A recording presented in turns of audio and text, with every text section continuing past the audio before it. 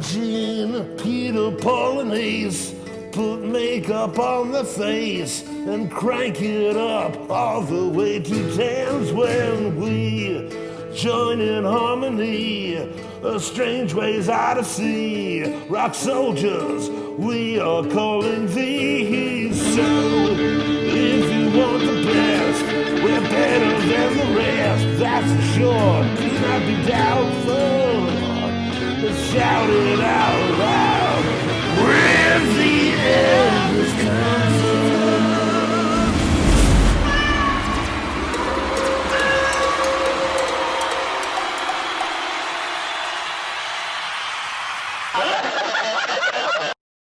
Hey, welcome to the Elders Council, a place for classy, intellectual Kiss fans.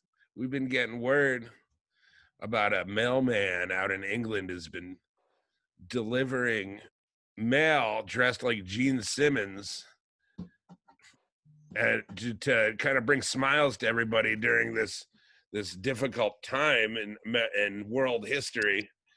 And, I immediately looked up the guy, and he happens to be a legit huge Kiss fan. Kiss Army General. So Postmaster General of the Kiss Army. I would like to introduce you guys to a hero. His name is Gary Underdown. Here, we're accepting him in right now.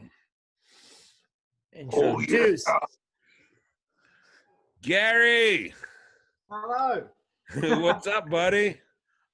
How are you guys? Right. We're Yeah, good. that hat's awesome. Yeah. Welcome to the Elders Council. We've been talking a little bit. I'm Andy Animal. Hello. Hey, I'm Pete. I'm Ben. Woo! Ah, yeah! Oh, yeah. How you doing, man? Yeah, very good. Very, very good. Enjoying life. Your life just changed overnight because of this amazing service you've been providing the people. Oh, it just went crazy. Absolutely crazy. It was like, phone was going mad. Everyone was like, you're on New Musical Express. You're on Blabbermouth. You're on Loudwire. Gene's retweeted. Power of the internet. Power of the internet is crazy. So, hell yeah. So now you're talking to us. So yeah. Really hit the...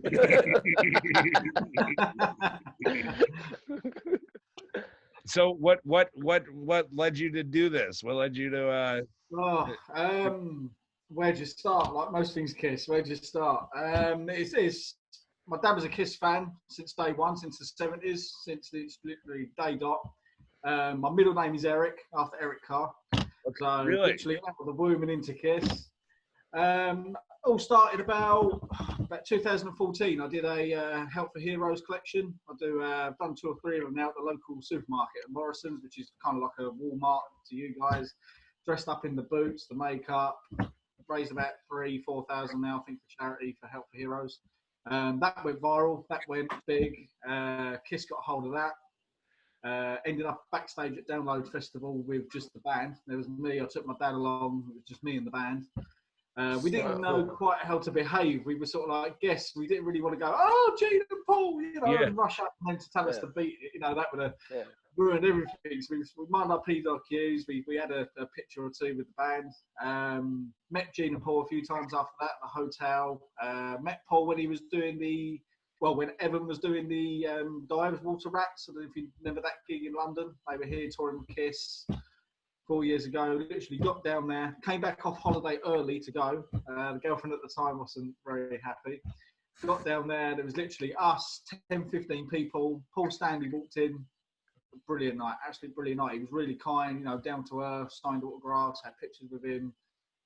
Couldn't ask up. When you're kind of scared to meet your heroes sometimes in case they go away, and it just ruins everything. And then last year I went on holiday to Florida. Got a very good friend in Florida called Todd. He gave me the Dynasty outfit that you've probably seen me in. That just took off. Brought it back home. Went to the Kiss London at the O2 just for the sake of it. Dressed in So it. cool. Couldn't get out of the car park. Was mobbed by fans, one after the other. Took about 3 hours to get from the car into the arena. Thousands of fans were just coming up. Can we have pictures? I just coincidentally stood in front of that at the end of the road background. these two girls come over and they were like, "Are you going to the rest of the concerts?" It's like, yeah. They said, "Would you mind doing this again in front of this board, and we'll give you a bit of money for each of the gigs?" So I would have done it for free, you know. So I ended up touring the UK with these people, you know, met the band. Fantastic week, absolutely out of this world week. It was just fantastic. Couldn't ask for a better week of my life. That was hell yeah. Couldn't stop it. Come back off of that, and then there's I don't know if you heard of them. There's a UK Kiss tribute band called Hotter Than Hell, led by a guy called Marty. He's just the best Paul Stanley, absolutely best Paul Stanley you could see in a tribute band. Absolutely brilliant.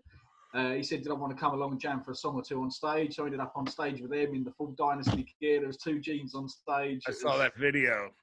Yeah, oh, brilliant night. I waited all night to go on towards the end, and it felt like it was just over in 20 seconds. It was just gone. Absolutely fantastic night. He says, "You want to do it again, you're more than welcome." So I hope we're going to do that again with him.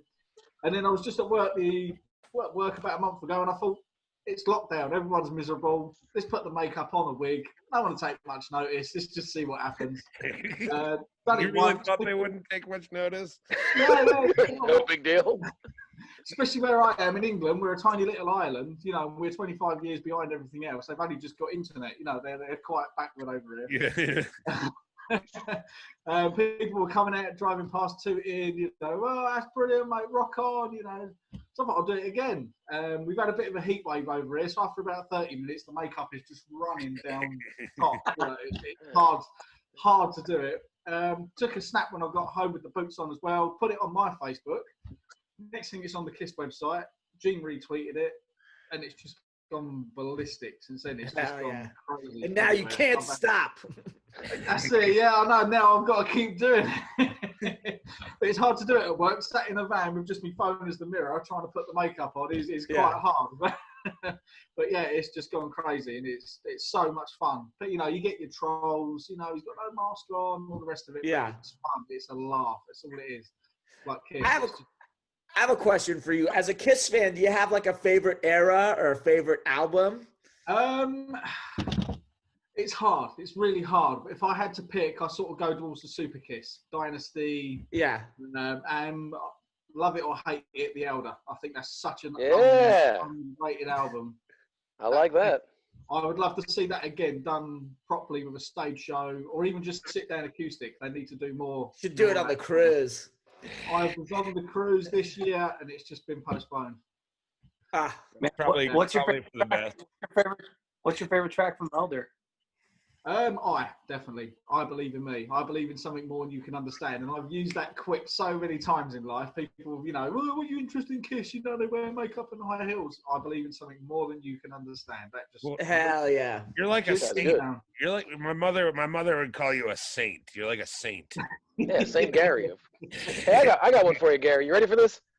Are you exclusively Gene? Have you thought about dressing as another member, or are you Gene through and through? I think I've got the Gene personality. I think me dressing up as Space Ace or Paul, I don't feel that. Hey. No, I don't get that. Fair enough. Okay. I think you've got a character, and then you sort of stick with that character, don't you? Tell the rest of the guys in Kiss that. You know what I'm saying right now? I don't want to get you in trouble. Are you still doing it, or was it just like something you're doing for a couple of days? I haven't done it for a week or so, but I'll probably, now all this has gone on, you've kind of now got to do it again, haven't you? So 100%. Yeah, I probably will carry it on. You get a few funny looks. People don't quite know Kiss. And have you gotten any Kiss fans? Shut the door, you know, but majority of the time, people are like, "That's brilliant, mate. That's epic. You know, brilliant." You got any Kiss fans you deliver mail to? Has there been any fans? Yeah, there's a few. Yeah, I know a few people on the island. A lot of my dad's friends live here. They've been into Kiss with him since, you know, day one. So wait, your dad's a Kiss fan too, and he's been into it since the 70s. I think he was at the first gig they done here, you know, at Hammersmith Odeon in '73 or something like that. What was your first Kiss gig? Reunion tour. That was my first Kiss gig. Yeah, that was a great one. I wish I could remember it a bit more. I was only 10. Wow. We were talking about the Kiss Reunion stage show. Yeah. What do you remember from the stage show?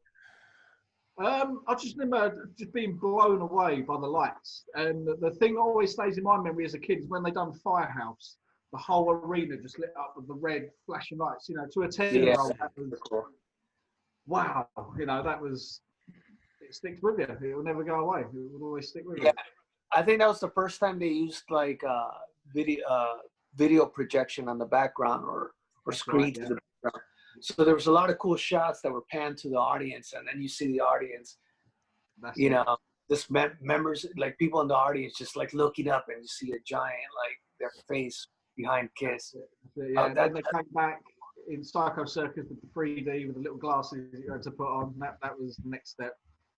Yeah, the 3D concert that was in real life and already 3D. I love that. That was like an awesome concept. No, it's funny to see a whole arena full of people with little white glasses on. That's all I remember on that one. Yeah. I thought that was cool. It was a funny concept, but I liked it. Yeah. What about you guys? I always say you can judge a Kiss fan by their favourite album. What's the favourite albums? God. Ben, you want to go first? I have a top two. Okay. That I can't pick between.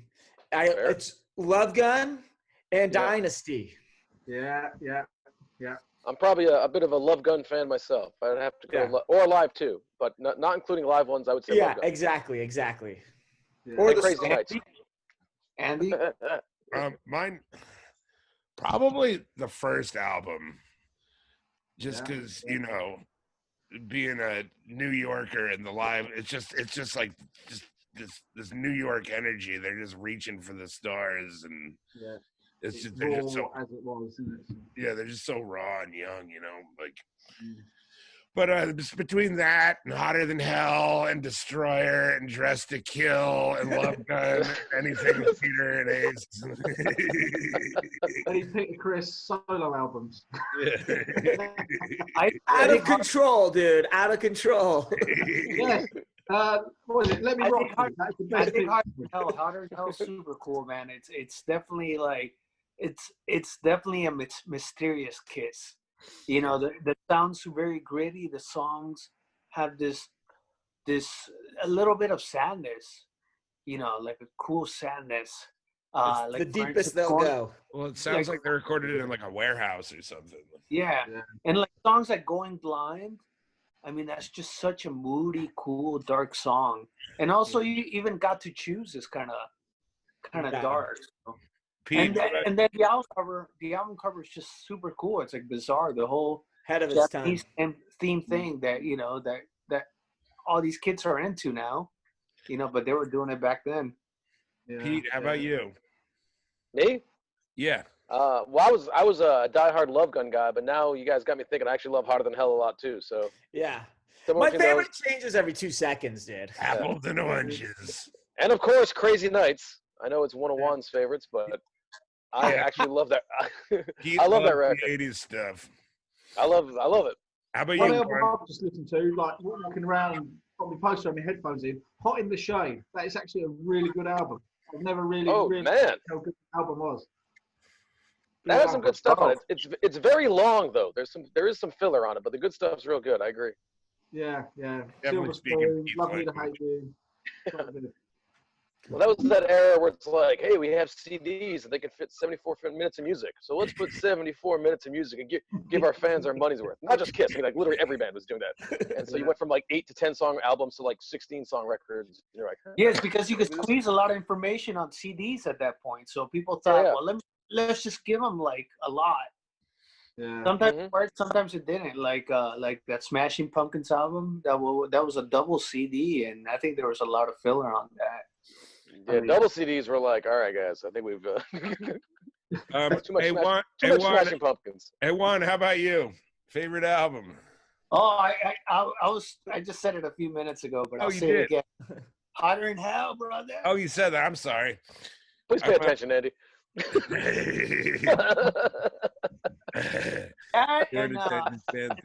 first Kiss record, I agree with Andy also, man. The first Kiss record, even that weird instrumental, which was called Love Theme from Kiss. Yeah, I think that's one of the coolest bass lines. All right. So, I think that's my favorite album cover. I mean, Hotter Than Hell's the coolest, but I think my favorite is that. Even with Peter's wonky makeup, the first Kiss album cover is so killer. That Meet do the you guys Beatles know? vibe. Do you guys know the story with Peter's makeup for that album? Didn't he hire a professional guy for the first time and didn't do it Yeah, himself he or hired something? someone and they just went off. Yeah, I like the Dynasty album cover. That is just pure Kiss. That's Kiss in Yeah, the yeah. face, as it is. You know, apparently somewhere. all those photos are from different. They did it's one of like they consider it the most expensive album cover shoot at the time that it happened, and none of those photos. Originally was going to be the inner poster was going to be the album cover with the straight jackets. Yeah, I like that picture. Photos are all cropped together. They're That's not it, all yeah. taken at the same time. Yeah, Yeah, I've heard that. they did do a couple of shots, but I guess they chose the best ones Yeah. out of it. And Top each and other. they chose the one. And apparently Peter's makeup wasn't ruined in the rest of the shoot. They just picked like the worst. Something happened where there's a few bad photos, and that one got through. I thought they sabotaged him. Peter looks kind of high in that Totally. photo. He's like that. He's like, Oh, Gary. So you were just on the what is the Voice, the talent show? Yeah, they this number just rang me. I don't know how they got the number. They said, "Hello, I'm so and so from ITV. Would you be interested in auditioning for The Voice?" And first of all, I thought this is someone at work on a wind-up. So I was a little bit hesitant, and no, it turned out to be real. They wanted me in full costume and makeup. I said, I'm no singer. You know, I've sung bits and pieces here and there. I've never done a full. I've never classed myself as a singer. She went, that's fine. She said, if you get through, you get vocal coaches, and we'll basically auto-tune everyone that goes on there. Yeah. So I've done the first part, and I've just got to wait and hear now. So I don't know what they've got planned or if they want to do anything, but it's just a waiting game now to see what happens. Hell yeah. It's so cool if they could do something. That'd be so cool. It was so good. man, now you got to train to do the fire breathing, man. Yeah.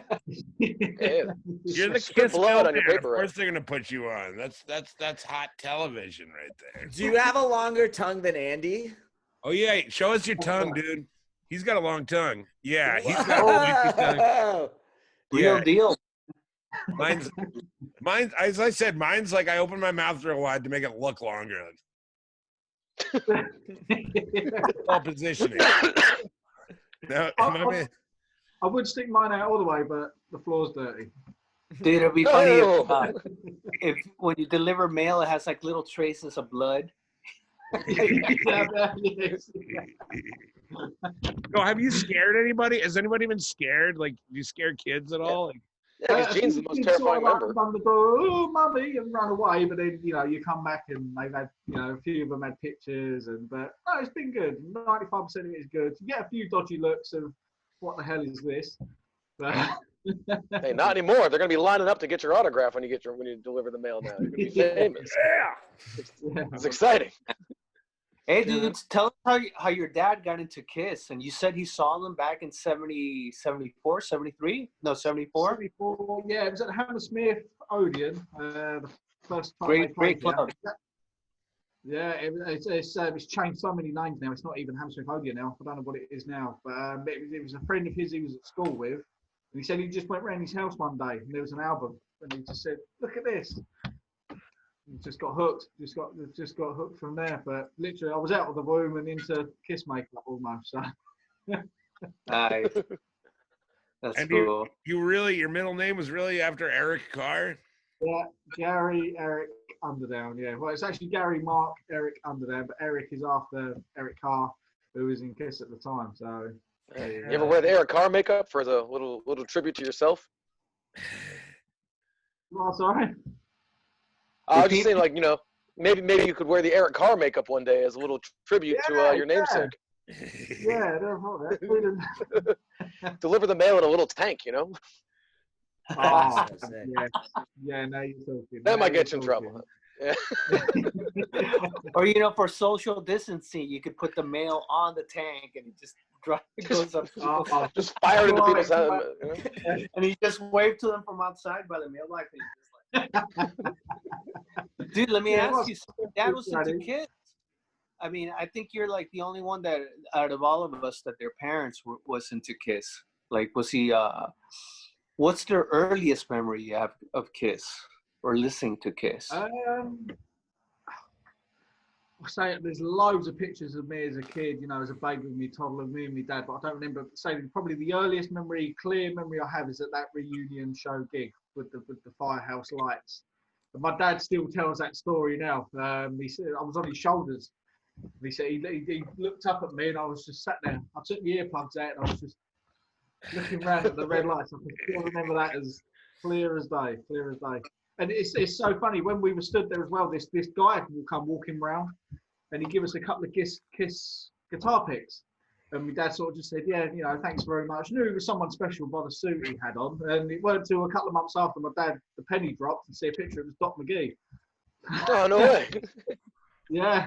So my dad didn't even, at the time there was no internet and how it is now, you know absolutely everything of everyone. It was, he'd just come around giving me this guitar pick and turned out to be Doc McGee, but we wish he knew that at the time.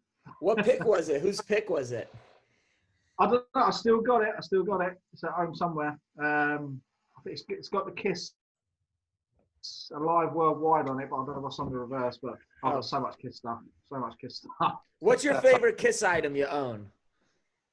Probably when I met Gene at his hotel. I took a Gene solo album, Gold album, and he signed it for me. It's actually on the wall. I'm not at home at the moment, but on the wall at home, it's on the wall behind me. Gold album, solo album, signed by Gene. And I just off the off chance, I went and met him at the hotel. We were staying out in London, and I waited for about half an hour, and I was just about to go. And the lady behind the desk said, he's coming down in the lift.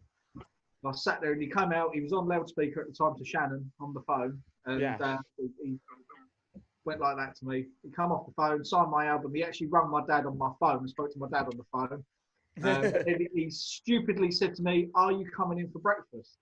And I thought he meant, are you staying here? Are you coming in for breakfast? But thinking about it now, I think he meant, did you want to come in and sit down and have breakfast with me? And I just went, no, I've only come along to get this signed.